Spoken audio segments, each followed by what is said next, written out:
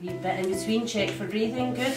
And then shuffle just a wee 6 inches back over again, lean over. St Andrew's First Aid has been saving lives in Scotland since 1882. We believe that no one should suffer or die because they needed first aid and didn't get it.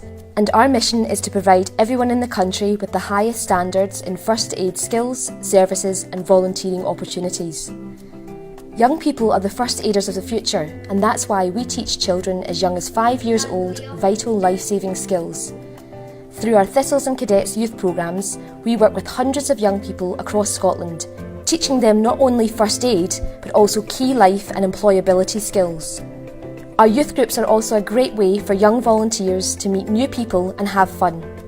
I like best about coming to St Andrews is you get to learn new skills, and it's really fun because you get to meet new people as well as learn new stuff, and it's really helpful if you were in a situation at home, and I feel as though it's really boosted my confidence as well as working with other people. Some of the skills I learned at St Andrews is something like how to deal with shock and heart attacks and burns, asthma attacks and bandaging, and just the general stuff that it could happen really often, because you may think, maybe you've spilled hot water on yourself because you just need an ice pack. It could get worse and you couldn't realise that it could end up you being in hospital. I've had to use the first aid that I've learnt with St Andrews once when my brother split his head open. What happened was we were at the library and he fell back and he cracked his head against a bookshelf, and I had to tell my dad, explain to my dad what to do, and then I went and got one of the library staff.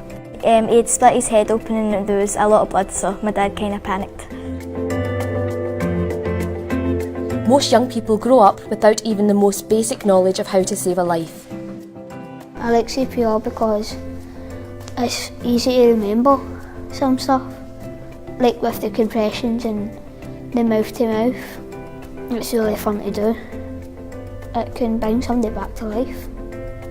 In Scotland, if you have a cardiac arrest outside of a hospital setting, there is only a 1 in 20 chance you will survive. You can be a lifesaver without even leaving your seat. By donating to St Andrew's First Aid, you will help put our first aid trainers and volunteers in schools and support our youth programmes. Any donation, no matter how big or small, will benefit communities across Scotland and will help us create a nation of lifesavers who will be there for someone when they need it most. You can donate by text or by visiting our website. Please support St Andrew's First Aid, and together we can save lives. Thank you!